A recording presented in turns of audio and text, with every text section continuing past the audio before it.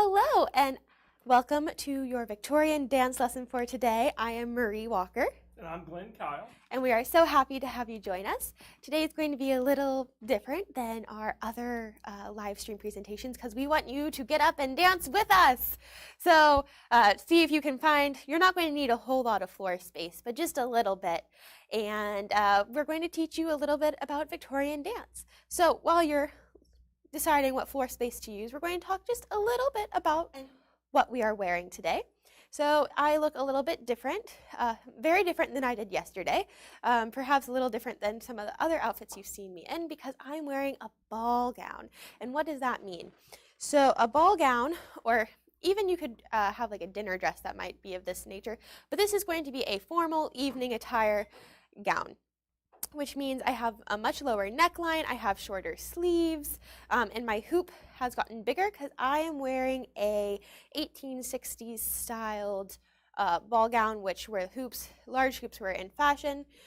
Sometimes you probably have seen cartoons where the women have giant hoops. That has become a fun social distancing mechanism of people in their hoop skirts. So they wouldn't be as outrageous as some of those cartoons perhaps make them look all the time, maybe only if you were at court. But if you were going to, let's say, a formal dance in Atlanta, pre-Civil War, you would probably wear a nice gown, which has a larger hoop. I believe I am wearing about, it's 130 inches in circumference is this hoop. And that's about as big as you're going to find for any type of just normal, wealthy person. Who is not necessarily like royalty of Europe. And then I have a fun overskirt that goes over my dress skirt. And then of course the bodice, which has a point.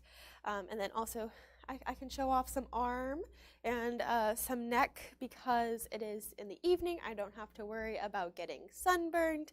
And this is just a dress for dancing. One way you can tell if it's a dinner dress versus a ball gown is sometimes by how short it's hemmed, because dinner dresses, they might have a little bit of a train in the back, which are fancy and beautiful and could be used for a dance. There's nothing that stops you from doing that, but a lot of times if you're like me and you really enjoy dancing, sometimes girls would, or ladies would, hem their skirts just a little bit shorter than like a dinner dress, which would be longer necessarily sometimes in the back. Again, it doesn't have to be, just a fashion choice. Again, do we always follow all the rules of fashion that are set before us? Not necessarily, but some people do. So that is a little bit about what I'm wearing. I'm also wearing little short gloves during this time. Sometimes you see like ladies with the long evening gloves.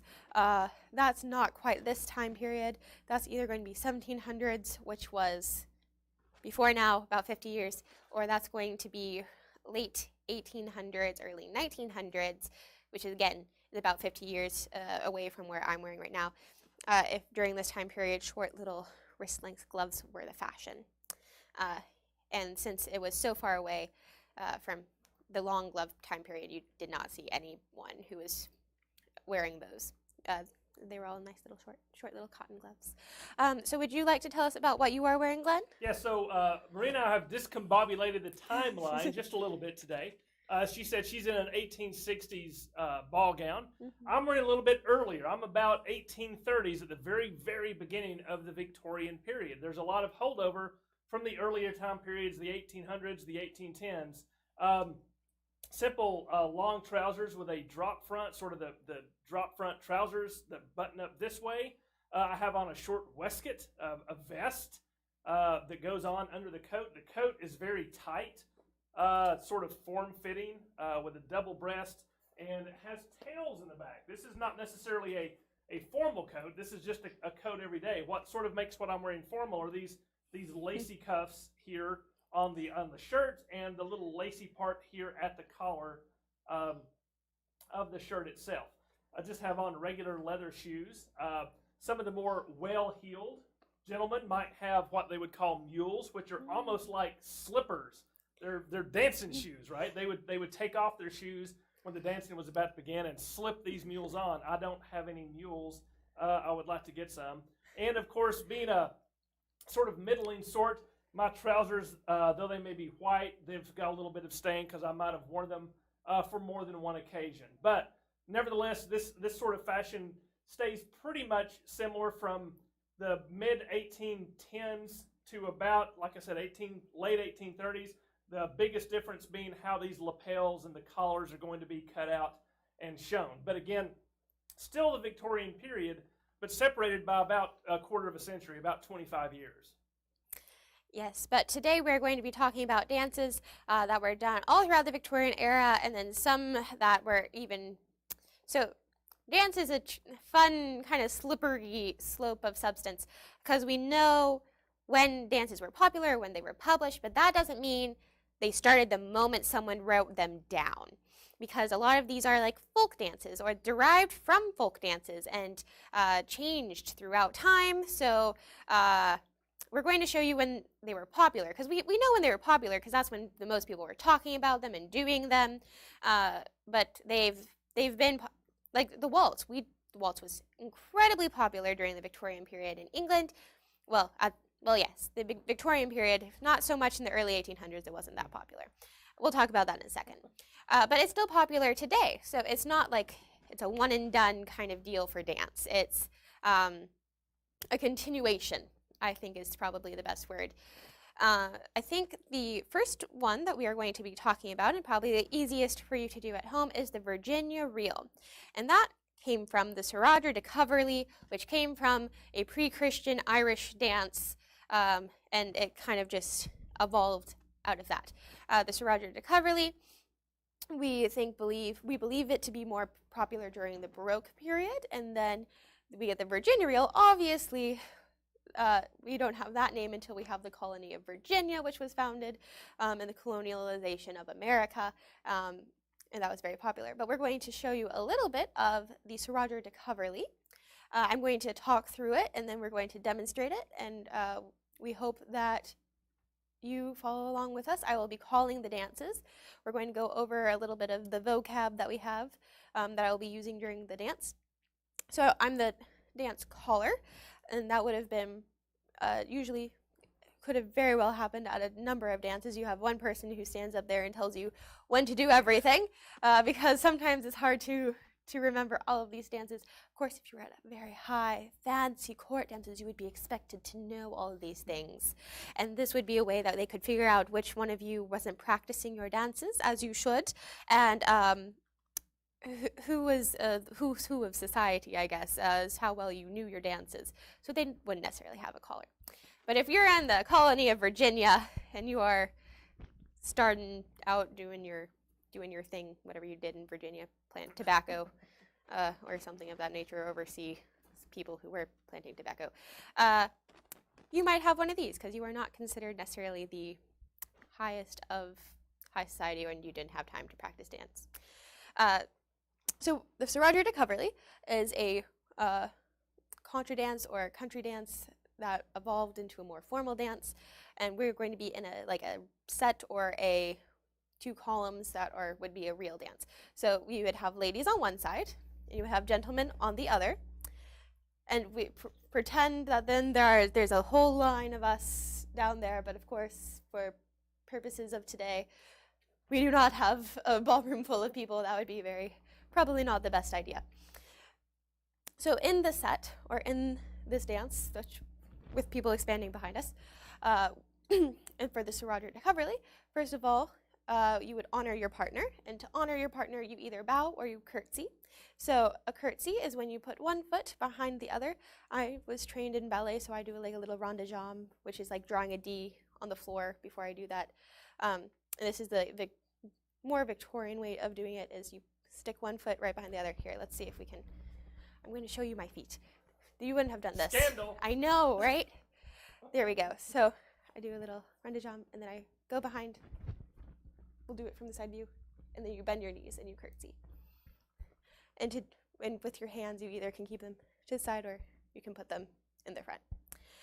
Would you like to demonstrate what an honor looks like for a gentleman at this time? There were very many different little details on the bow, but generally, as long as you came up, put your hand down, and bowed from the waist.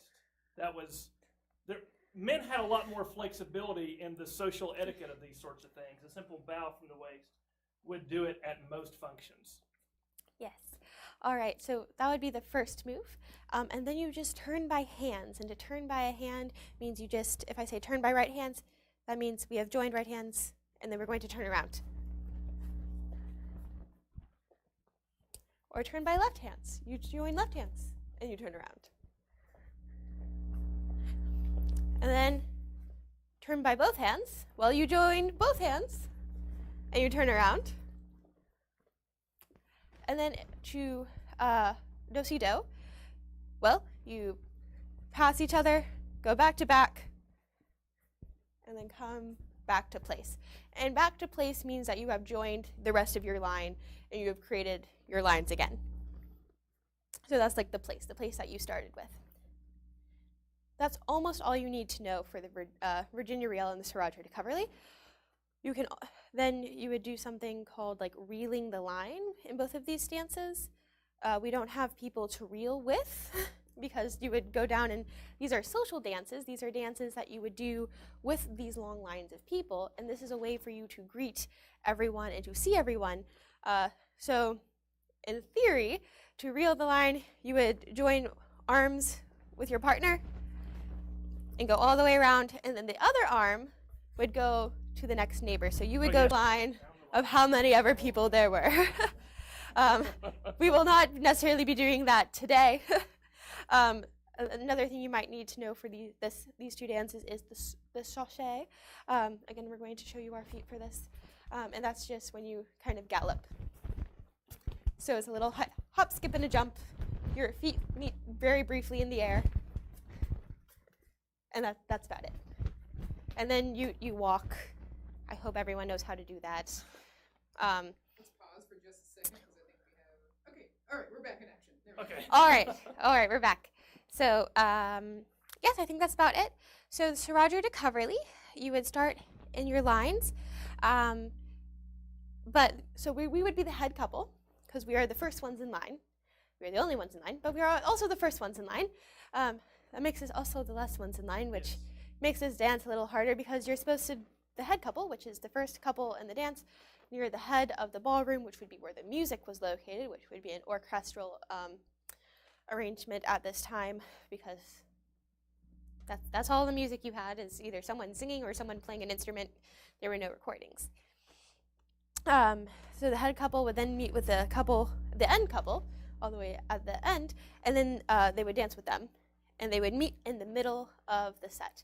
So if I am going to go dance with the end couple, I'll come here, the end gentleman, and then we'll meet in the middle, and then go back, and then you would meet with the imaginary end lady, and then come back.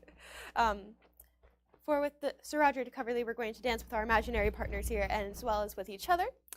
The Sriracha to Coverley goes a little something like so. You, head lady and end gentleman, come and meet in the middle, and then they honor, and then they go back to place. And then head gentleman and end lady, they go and they meet in the middle, and they honor, and then go back to place. And then again, I would go to my end gentleman, and we would turn by left hands, and then go back to place. And then the gentleman would again turn by left hands and go back to place. And then you would turn by right hands and go back to place. Turn by right hands, go back to place. Turn by both hands, go back to place. Turn by both hands, go back to place. Do-si-do, go back to place. Do-si-do, go back to place. And then eventually, the head couple would then reel the line. They would then reel the whole line, and then they would chasse back to the head. They would cast off, which means we're going to walk to the end, and the whole line of people would follow us. And then for the Sriracha to Coverley, we would sashay back to the front. And then we would wait till everyone got back, and then we would be very disruptive, and we would sashay through all of them, and they would raise their hands up and go, wee! And then we would end at the bottom, and that would be how you progressed. And then there would be a new head couple to dance with. Now, as you can imagine, this kind of got boring for all the people standing in the middle of the line because they didn't get to dance unless they were at the front or the end. So the Virginia reel was much more inclusive, and that made it for everyone. And you do the exact same thing, but with the partner across from you. Okay, quick question. Are you saying sachet coverly? Or what was the dance term you used? Oh, So I said it was a sachet, and the dance is Sir Roger de Coverley. Sir Roger de Coverley. Yes. Okay, thank you. Sorry for any miscommunication on my part. So Virginia Reel, much more inclusive. You were dancing with a partner directly across from you, and you all got to do something. Of course, the head couple still reeled the line and did the sachet part, and then you all cast off. And they formed a bridge at the end instead of going up and then being disruptive and going back for the progression. So we are going to since we don't have the end partners, but we have a partner right across from us, we are going to demonstrate the Virginia Reel very quickly, and then we would love for you to do it with us.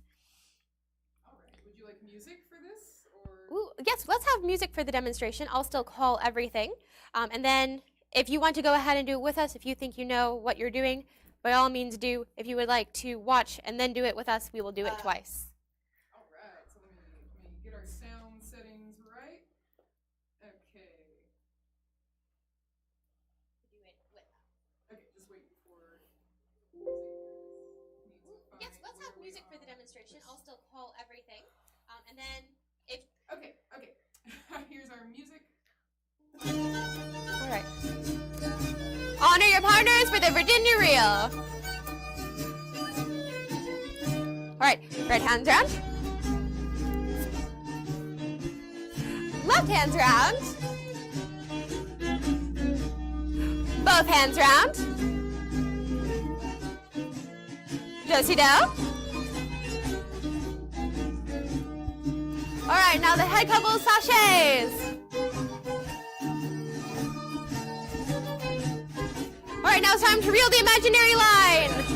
So arms to your partner, and then other arm to your neighbor. All right, and then we come back together. We're going to just reel once. So you go back to your sides, and then you sashay back to the front, which is right here. And then we cast off. And form a bridge for all the imaginary people. All right, and then we have progressed to the end of the line. All right, so let's try that one more time, and we'd love for you to join in with us. All right, here we go, back to the beginning. All right, honor your partners for the Virginia Reel. All right, right hands round, left hands round. Both hands round. Do-si-do. All right. Head couple sachets. All right. Head couple reels the line.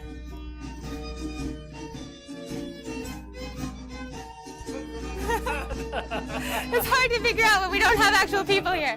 All right. Go back to your spot and then sachet back and up. Crossed off.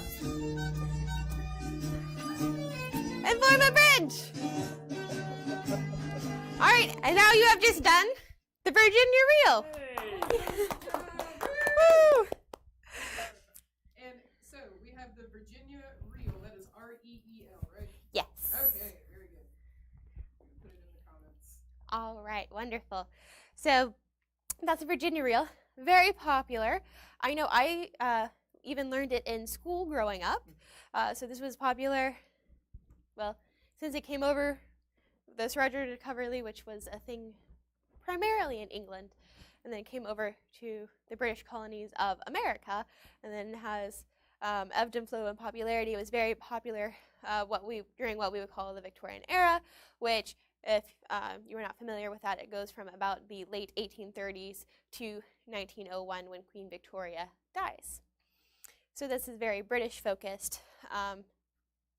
During that time, America was not a British colony, but you have a lot of British people and still have a lot of British influence, or people who really dislike Britain, or people who really liked Britain if they were still loyalists. And also Queen Victoria just became such a popular figure that whatever she did, she was like kind of like the first celebrity, giant icon. Of course, there were celebrities before her, but she was a level of her own at the time, and people wanted to emulate things that she liked. So Victorian era has still influence on America at this time, even if it's just in Britain. And yes, we have a question. We have a question. So would they normally do the Virginia Reel to a specific song, or could you do this dance to many other songs? So the question was, is there a certain song for the Virginia Reel? There are certain songs that go with certain dances. For the Virginia Reel, since it's kind of a continuation of this Roger de Coverley, I don't necessarily think I am not aware of a certain song that has to go with the Virginia Reel, because I've done the Virginia Reel to many, many songs, so it works. It works with many songs. I do not believe that one is necessarily one that has to have necessarily a certain type of song. I think you're more looking for tempo and time, and perhaps a fitting of your setting of wherever you're dancing the Virginia Reel. Now the waltz, which is our next dance, does have a certain type of music that goes with it, which is the waltz, which is a 3/4 time measure. So it's 1 2 3 1 2 3 1 2 3, and the steps also go 1 2 3 1 2 3 1 2 3. So the steps match the music. This, like I was saying a little bit at the beginning of the presentation, the waltz, it's hard to pinpoint exactly when it came about because it's of a continuation it's generally thought of as it's German in origin. It's believed that it came out of some German folk dancing that they think has gone back to at least the 13th century and has then progressed. It then has taken different forms, one of which form would be the Allemande, which was very popular in France, and it kind of mimics it's a kind of like a mixture of the minuet and the waltz, because there was actually like hand holding and there's touching, which was a little taboo.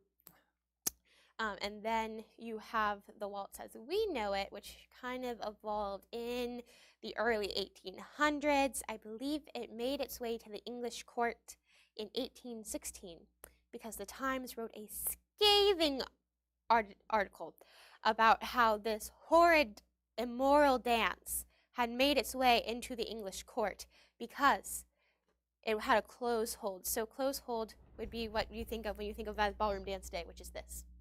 And that was scandalous because you were touching. Like you saw in the dance that we just did, that was popular and perhaps had a more courtly appeal from the earlier, not necessarily medieval, but more like Tudor and Elizabethan period, which would be this Roger de Coverley. We're only touching hands like this, and we're still very far away.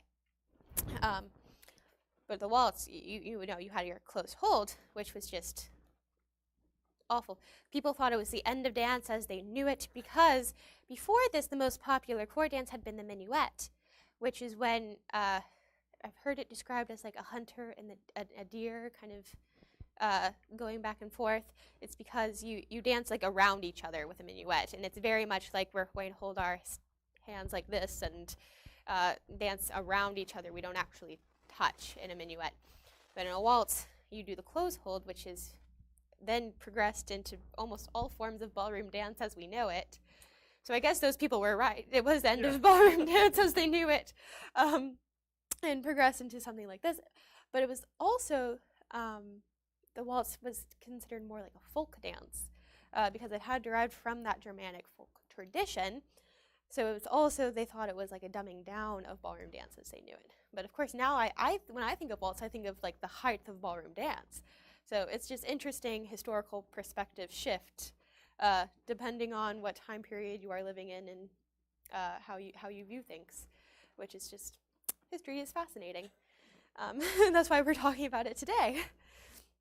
So we're going to demonstrate the waltz, and then how about we demonstrate it, and then we will teach you the steps that we did, and then you can do it with us. So we would love music. All right, we'll get that set up for us. Okay. So of course, before every dance, you honor your partner. And then you would take your partners for the waltz.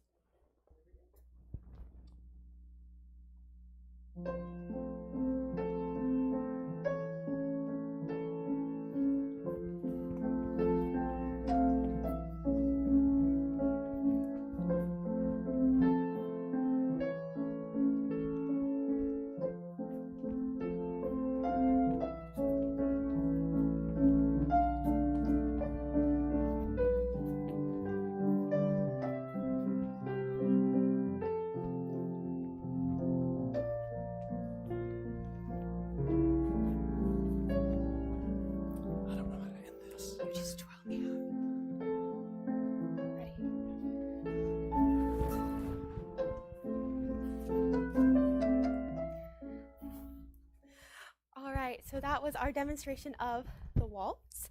So you might have noticed it's a little different from what you might think of like your box step waltz, which is when you go in a box.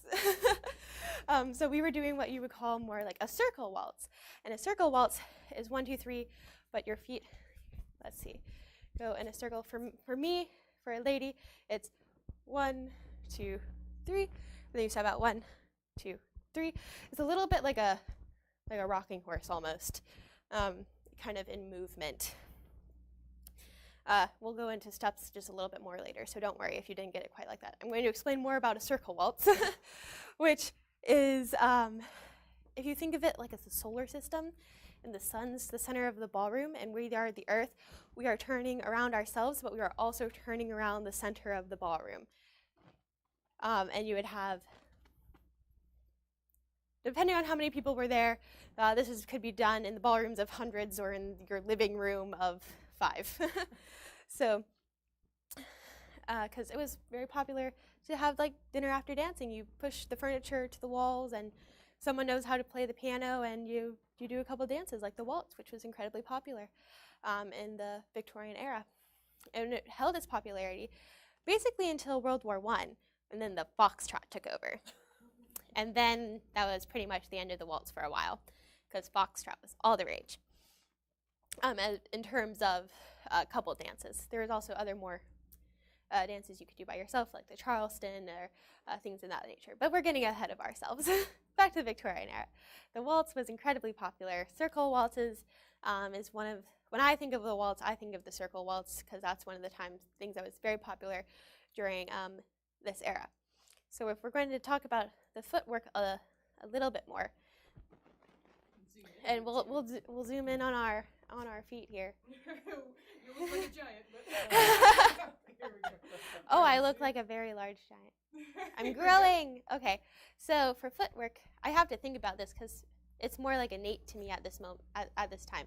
So if I go back, I step back, and then my foot joins that foot, but I don't drag it. So step, step, and then I think 2, 3, and you shift.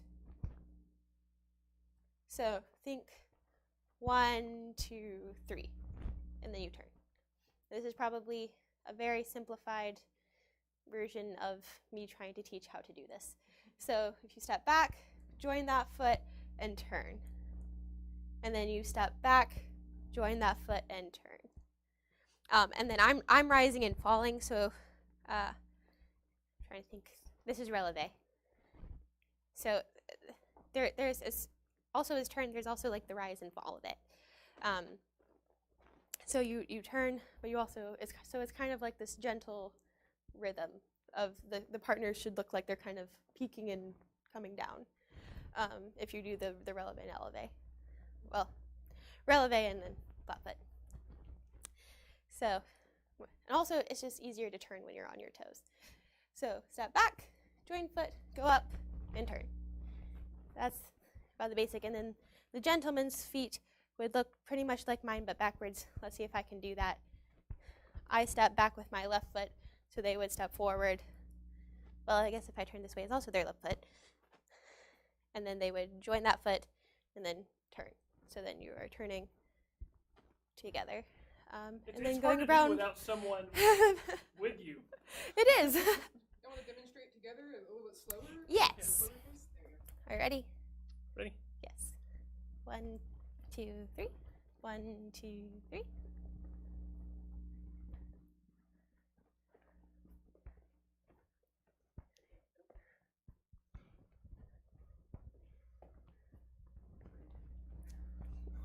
Woo. There you have it. And then also, I guess, a thing I would say when you step out, so like after you step and close, and you turn a little bit, but you also you don't want to go straight back forward. You want to kind of step out at an angle like Glenn was doing, and that it also helps with the rotation. Do we have any questions so far? Okay, so we're wondering, what were popular colors for ball gowns? Oh, that is a good question. What were popular colors for ball gowns? So if you read some accounts, if you were a younger unmarried lady, you might wear white. I'm not sure how much of that is social etiquette and how much of it, like, that was idealized and how much of that was in actuality. If everyone followed that, or if that's kind of like one of those things we like to think the Victorian era people did. And probably some did, but we aren't sure about how many. Ball gowns, you're going to be showing off at a ball, so you're going to want to have colors, if you can afford it, that would show that you were wealthy, which means that you could buy the newest, latest, greatest dyes. So you are probably going to want to have brighter colors than your everyday wear. You're also going to have finer fabrics, like your silk or your taffeta, or something of that nature, because you're showing off. So they're also going to be trimmed more, and they're going to have more floofy things on them, like overskirts or like trim that I have here, which would show that you're showing off your wealth and showing off your latest fashions at the ball, because this is a time where you're going to be seeing a lot of people, you're going to be meeting a lot of people, and you want to put your best foot forward. What were the differences from Regency era to Victorian dance? All right, so the difference between Regency era dance and Victorian style dance, there's not like a whole lot. Obviously, the waltz came about like in the Regency era. It was not widely accepted because it was condemned as immoral, and lots of religious leaders came out against it. They were very against waltzing, some of them, for a while. So it picked up steam in the 1830s, I would say, because then Queen Victoria really liked to waltz. I believe Albert also was a good dancer, or at least she thought he was. And therefore, if they did it and they thought that they weren't the Habsburgs necessarily, they were the English monarchs, at least that's what they thought. But of course, her ancestry was German, and his ancestry was entirely German. He was raised in Saxon-Coburg-Gotha, but therefore it was more accepted because they thought like their own leaders were doing it. So that's one giant change. You actually have like what you would call couple dancing instead of the reels that we showed, because you're going to have it's going to be entirely reels almost in the Regency era, which is the people standing in the two long lines doing different types of dances. You are also going to have more what you would call dances. So I use the term set for the two lines, and that's not necessarily exactly how you can also use the term set for like the set of three. So like every three people in the line would then also technically be called like a set, and that would be the more formal, more true definition of the word set. And those three people would dance together, or sometimes it was even every two would dance together, and they were much more complicated and much more like you actually had to go home and study your dances so you didn't look like a silly Billy at the ball, because you needed to know these. One of the popular ones, I think in the Regency era, was called the Duke of Kent's Waltz, which was actually named for Queen Victoria's father, who was the Duke of Kent.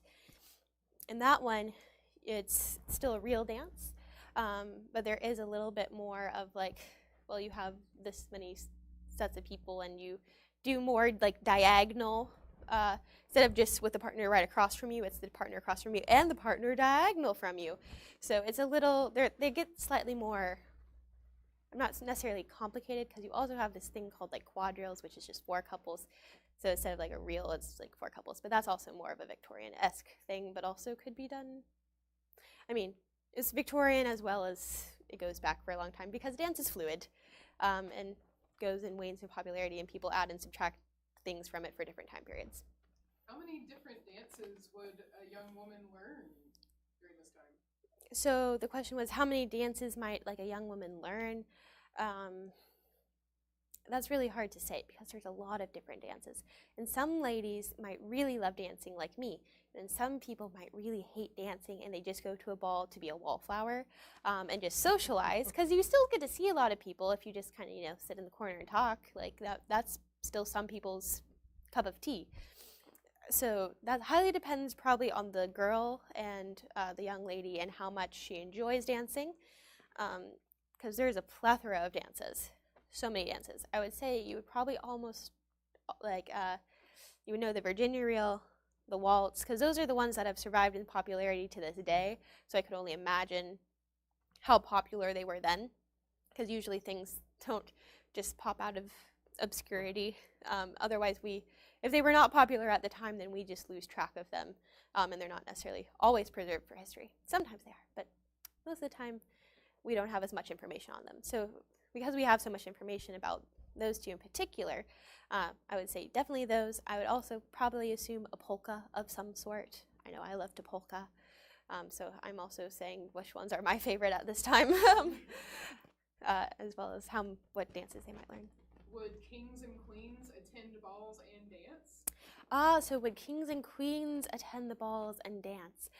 So they might even be the ones hosting the grandest of balls, or be invited to different dignitaries, and other kings and queens would also host balls and reception for them. They could definitely dance if they liked to. Some kings and queens are noted for their dancing and how much they enjoyed it, and others shied away from it.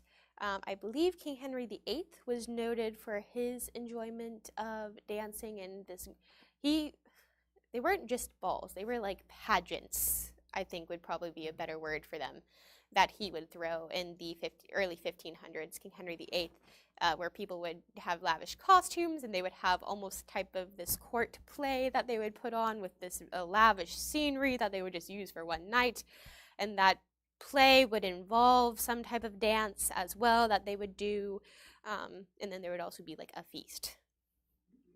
Were children allowed to dance, or young people? So were children allowed to dance?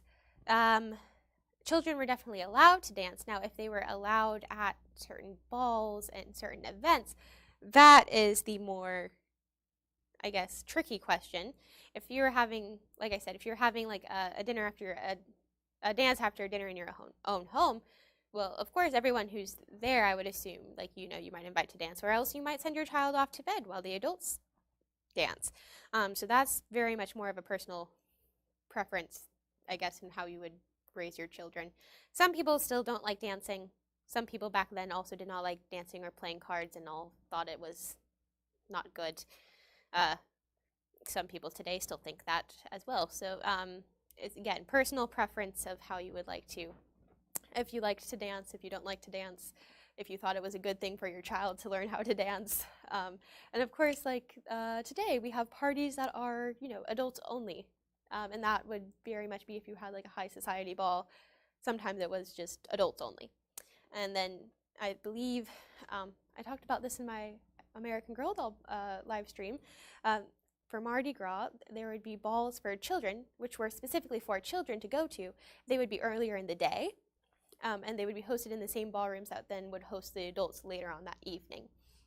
So that's another option, because usually you don't have adults and children dancing together, just because it's really, I've danced with some children before, and it's really hard because you have like this child here, and if sometimes you're supposed to like turn under, you end up doing like a limbo under their arm.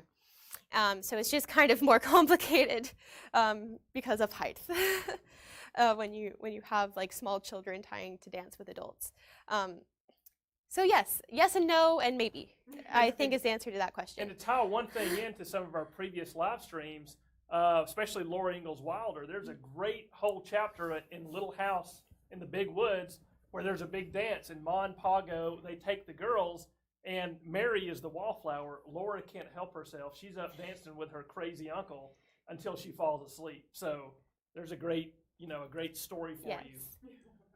We're also wondering, how often would a ball be held, and where would they be held? All right, so how often, where, that depends on your society. I think if we're going to go with like Jane Austen or something, sometimes there would be like public houses, which is kind of like, I guess, the idea of like a community center today almost, where you would go and they would have a large room that you could then go and dance in. Or it might be like a hotel would have a ballroom today. They might have like a public event space, you might go and dance there. Some houses, if you were a very wealthy person, would have ballrooms, which is just a large empty space that you could go dance in. Some people would have, like, they had parlors with large double doors that would empty out in there, and the people would just take all of their furniture out and turn their living room into a ballroom. That's another option. How often would these things happen? It depends on what season it is, because there's usually the social season. So if you're having the social season, you might get invited to like one a week, maybe. Or again, it depends on who you are and where you are and what your station in life is. So if you're a high society person, if you're an unmarried lady, these type of social events are a great way for you to go meet people. And if you're an unmarried gentleman, this is a time where you go and meet people, because these are social dances. You would have like a dance card. These were very popular in the Victorian era, as well as some before and after, where you would have a list of dances. So then you knew what order the dancers were going to come in, but there were also lines where gentlemen could write their names in, and it was considered rude or bad-mannered if you took too many dances with a certain lady. So you might just do 2, and then if you were to do more than that, it might be seen rude, or it might be seen as you have a very interest in this girl, and therefore, like, some people would start to talk, we'll say. And some things would probably be presumed that there was some type of relationship, or you wanted to be some type of relationship between you. So of course, that's very much high society. If you're at a barn dance and there's only 5 girls, you're going to be dancing with those people more often than not, because you're going to have more than 5 dances probably. You're going to repeat partners.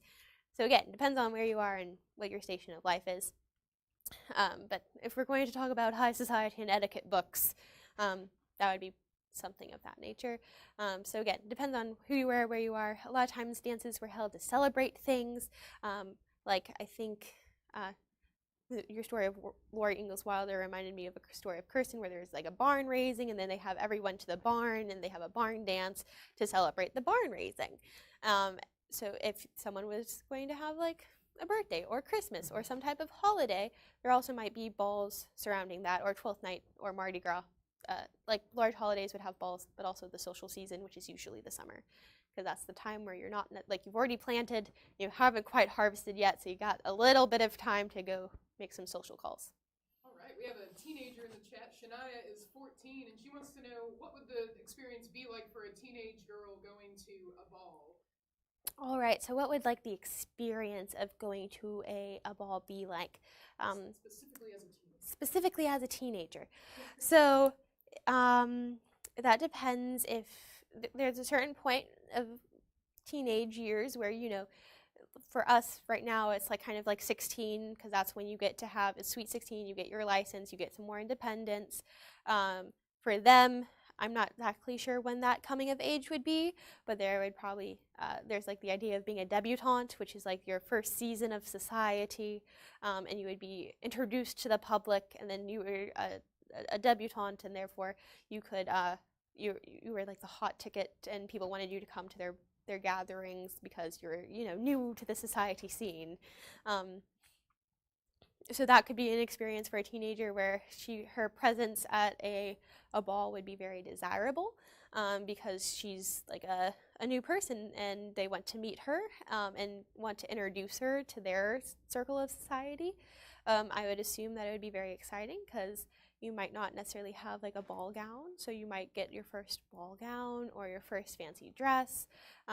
If your parents or whoever you were living with had enough money to give you such things. Otherwise, you might just have to wear your best dress, because not everyone always wore like ball gowns like this to dance. If I was going to a barn raising, this would not be appropriate attire for a barn raising, or to celebrate a barn raising. I would wear probably like a nicer day dress, because you still want to look nice. You're still meeting people, but it's not quite this level of elegance.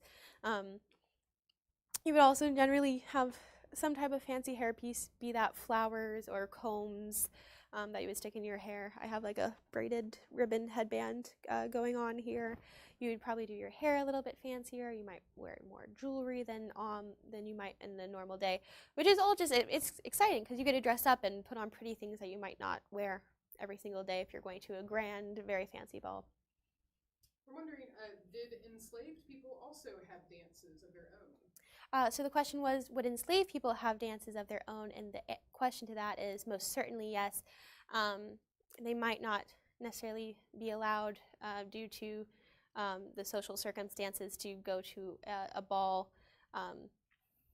like in town or something of that nature. But there were definitely dances held within their own quarters. And they would play their own music.